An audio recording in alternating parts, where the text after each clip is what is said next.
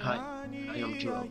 So there is this question that has always been in my heart for about 2 years now, and then I think I have been getting answers to them. Not that I didn't have answers to them, but then those answers are not very tangible.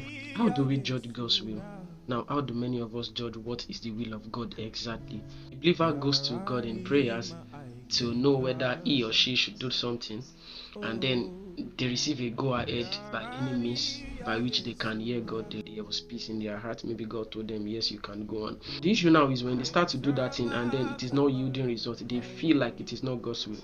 Or rather, let's say we feel like it is not God's will. Now you ask God that, can you do something? And He said, yes, you can do it. And then you are doing that thing, and then you are not getting the result that is in your heart. Now we begin to say stuff. Am I really sure that I had God?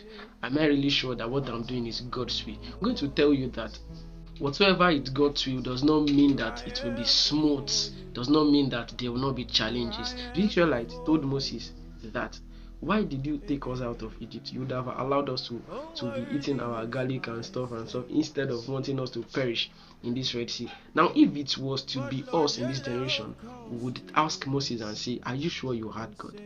Are you sure God really spoke to you? Are you sure you are not just doing your own thing? Because if God spoke to you, we will not have this Red Sea, but it is a lie. God actually spoke to Moses, and then there was a Red Sea. It means that every go ahead that God gives you, there is always a plan ahead. So you only need to go back to God and ask Him again.